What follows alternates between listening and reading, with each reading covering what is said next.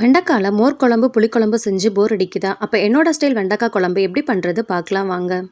ஒரு பேனில் ஆயில் சேர்த்து, ஆயில் நல்லா சூடானதும் அதில் 1 டேபிள் ஸ்பூன் கடுகுளுத்தம் பருப்பு, கொஞ்சமாக கருவேப்பிலை, 4லேருந்து 5 பல் பூண்டு, ஒரு மீடியம் சைஸ் வெங்காயம் சேர்த்து நல்லா வதக்கிக்கோங்க. வதங்கினதும் அதில் ஒரு தக்காளி சேர்த்து நல்லா வதக்கி விட்டுருங்க. வதங்கினதுக்கப்புறமா தேவையான அளவு உப்பு, கொஞ்சமாக மஞ்சத்தூள், 1 டேபிள் ஸ்பூன் மிளகாய்த்தூள் சேர்த்து நல்லா தொக்கு பதத்துக்கு வர மாதிரி வதக்கி எடுத்துக்கோங்க. வதங்கினதும் அதில் நம்ம கட் பண்ணி வச்சுருக்க வெண்டைக்காயை சேர்த்துக்கலாம்.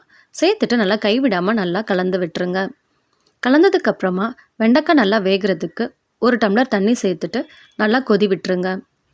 நான் ஒரு நெல்லிக்காய் சைஸ் புளியை கரைச்சி தண்ணி எடுத்து வச்சுருக்கேன். வெண்டைக்காய் தண்ணி நல்லா கொதித்ததும் அதில் கரைச்சி வச்சுருக்க புளியை நம்ம சேர்த்துக்கலாம். சேர்த்துட்டு நல்லா கொதி விட்டுருங்க. அந்த டைமில் ஒரு மசாலா அரைச்சிக்கலாம். ஒரு மிக்சர் ஜாரில் கொஞ்சமாக தேங்காய், கொத்தமல்லி, கசகசா சேர்த்து தண்ணி விட்டு நல்லா பேஸ்ட்டாக அரைச்சி எடுத்துக்கோங்க. அரைச்ச மசாலாவை வெண்டைக்காயில் சேர்த்துட்டு நல்லா கொதி விட்டு எடுத்திங்கன்னா சூப்பரான வெண்டைக்காய் குழம்பு ரெடி. செஞ்சு பார்த்துட்டு டேஸ்ட் எப்படி வந்துச்சுன்னு கண்டிப்பாக கமெண்ட்டில் சொல்லுங்கள். வீடியோ பிடிச்சிருந்தா கண்டிப்பாக லைக் பண்ணுங்கள். இன்னும் நிறையா ரெசிபிக்கு சேனலை